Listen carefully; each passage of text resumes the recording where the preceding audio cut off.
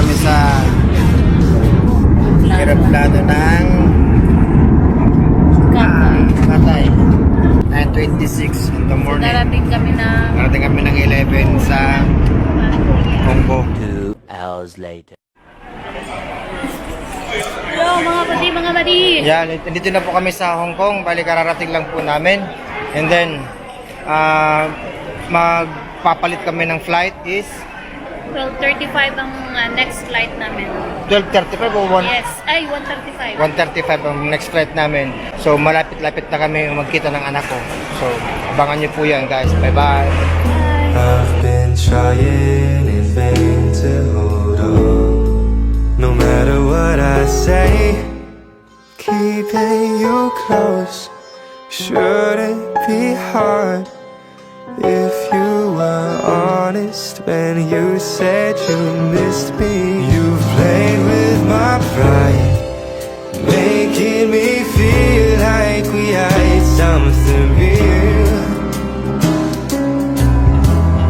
and making you stay shouldn't feel wrong. This is the last time I'll ask you to listen. I've played all my cards.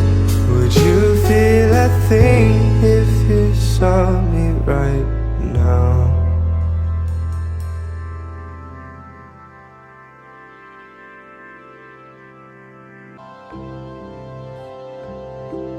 Ito na nga po. Magbibisa po tayo ng Spider-Man costume.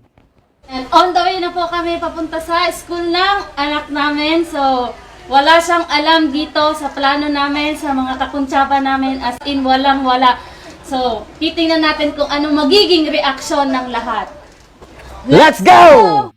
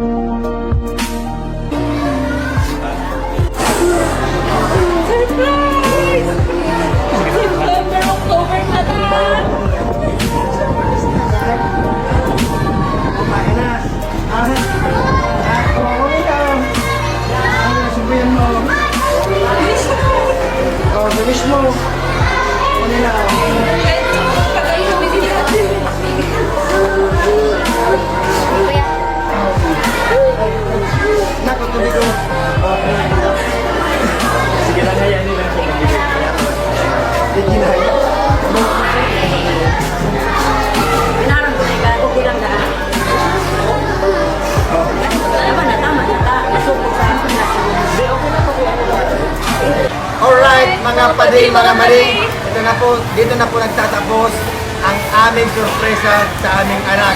Hindi lang po ito para sa aming anak, para din po ito sa mga ibang OFW na katulad po namin sa iba't ibang bansa. So ngayon po, ang naramdaman ng anak namin, sobrang sakit, sobrang saya na hindi niya may paliwanag, hindi niya po maintindihan.